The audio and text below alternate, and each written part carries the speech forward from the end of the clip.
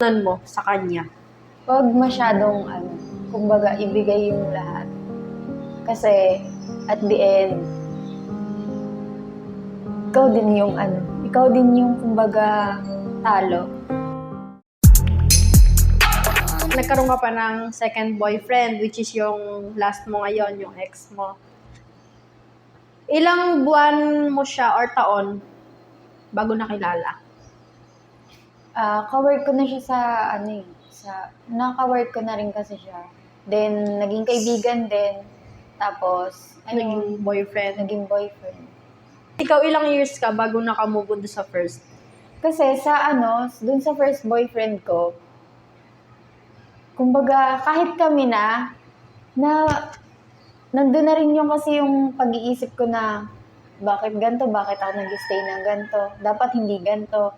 Yung parang hinihilid ko na yung sarili ko. Ang tawag dyan, ginagaslight mo na yung sarili mo. Yung ganon. Kasi kahit, alam mo yung, ang sama-sama na ng turing sa'yo, pero go ka pa din. Pero may napapaisip na din talaga ako. Tapos hanggang sa nung time nga na yung worst na ginawa niyang kasalanan sa akin. Doon na nag-end. Nasaktan ako, pero hindi na siya gaya nung mga naunang kasalanan niya. Kasi paulit-ulit na. Kumbaga parang nasanay na lang ako. Namanhid na yung puso mo, ganon. Ilang years ka nga nag-move on doon sa first? Walang years yun. Months. Ilang months? Mga nasa 5 months. Ganun. 5 months. So, mabilis Kasi, lang. Niready mo na yung sarili mo Niready ko na na yung sarili ko. mangyayari talaga yung hiwalayan niyo, no? Tapos, nakilala mo yung ex mo nito lang. Gano'n kayo katagal nitong ex mo ngayon? 1 year and 4 months ba yun? 4 months. 1 year and 4 months. Matagal din. Nagsimula din kayo as friends. Same place? Taga din sa inyo? Medyo malayo ng konti. Sa kayo nagkakilala? Work? Meron bang time na parang nagkaroon ka ba ng comparison ng dalawa? Nung first and nitong ex mo? Ano yung parang kinumpara mo? Yung kung paano sila mag-handle ng relationship, yung maturity, ganon. Kung may pareha silang nagawa na gaya ng ginawa ng ex ko din na isa. Pero sa ugali? Sa ugali Malaki bang naman, pagkakaiba or may pagkakapareho sila? para silang cheater. Hala! Ba't napupunta ka sa cheater? Hindi mo deserve yan. Nobody deserves a cheater. Ewan ko ba, kumbaga sa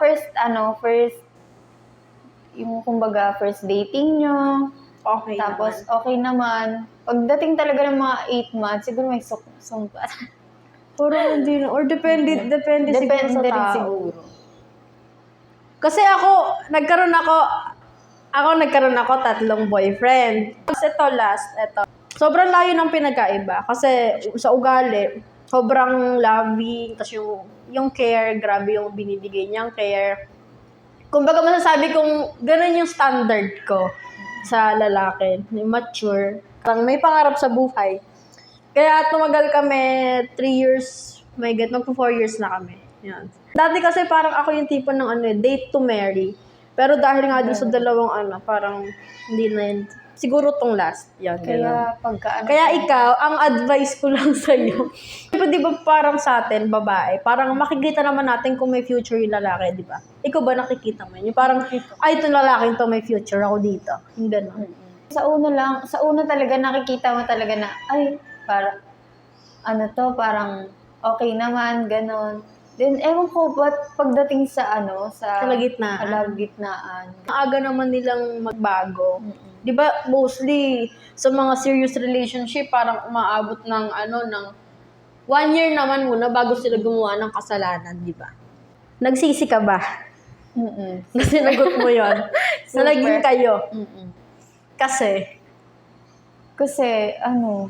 ang daming nagbago sa akin, kumbaga na trauma, ganon. Ang lala na tuloy ng trust issues ko. Ngayon. Kasi, dahil sa kanila. Kasi Dahil sa paulit-ulit na lang rin kasi kung ano yung and ginawa. same reason, di ba? Cheating. Pero mas malala yung cheating nung una nga. Anong una? Name drop nga. Charis. Name drop. Ang sama na ugali, nag-name drop. Dahil sa nangyari sa'yo, 2 beses kang cheating ang dahilan kung ba't ka nakipaghiwalay sa kanila. Parang at some point, nagkaroon ka ba ng malalang standard na sa Malalang next standard na next talaga. relationship mo, ito na talaga yung hahanapin mo. Sabi ko, ayoko na ng yung sobrang bait Oo. sa una. Oo, sa una Kasi lang. ganun talaga, ang bait talaga nila sa una, as in. Tapos parang, parehas silang mabait, parehas din silang, at the end, nagbabago, ganun. Pero may itsura sila. I mean, masasabi mo bang, ito yung tipo ng, gwapo talaga, ganun sila. Sakto lang. Parang ang Ayun sakit talaga. naman ng gano'n. Kasi wala pa naman ako na-experience na gano'n kalala. Ako yung tipo ng pag isang beses mong ginawa sa akin yung gano'n, yung cheating, yoko na sa'yo. Ganun din Hindi ko ako. napapakinggan yung explanation niya.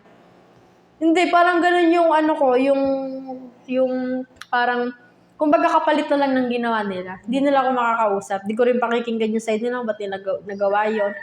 Siguro mga one day, iiyak lang ako, ganyan.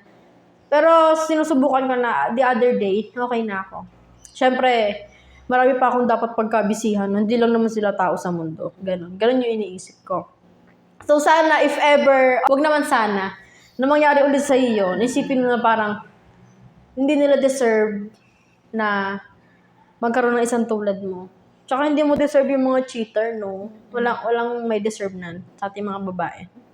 Kahit dapat lagi tayong tama. Magkaroon ka ba ng standard para sa next relationship mo? Sa ngayon, wala talaga muna. Kumbaga parang, sa nagdaan kong mga relationship, ngayon naman, gusto ko, bumawi naman ng Sa sarili mo. So, parang nagkaroon ka ng mindset na parang sarili ko na self-love, ganun. self-care. Ibuboost mo syempre ulit yung confidence mo, di ba? Syempre. At some point, nabawasan ba yung parang confidence mo? Kasi di ba cheating yung nangyari? Kapalit-palit pala ako. Nagkaroon ka ba ng ganong isip na? Hindi, kasi,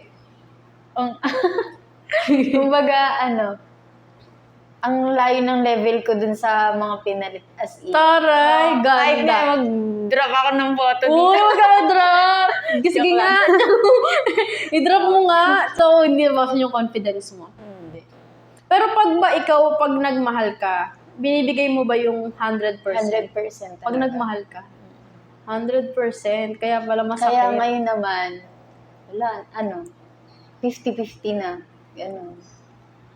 Hindi ko pa na-realize sa unang boyfriend ko na dapat 50-50 lang. Mm-mm. Ang ginawa ko, Hindi all. ganun pa din sa pangalawa. Kasi Binigay ko pa parang din syempre, lahat. pag nagmahal ka, parang syempre, iisipin mo isipin na gagawin mo para doon lang sa partner mo, di ba? Pagka nasa point ka na talaga na, nasa situation ka na talaga na, andyan yung, nasa relationship ka, ganon. Hindi mo na masasabi na, ay, 50% lang ibibigay ka sa ganito, ganon. Kasi pag nagmahal ka talaga, 100% maibibigay mo lahat.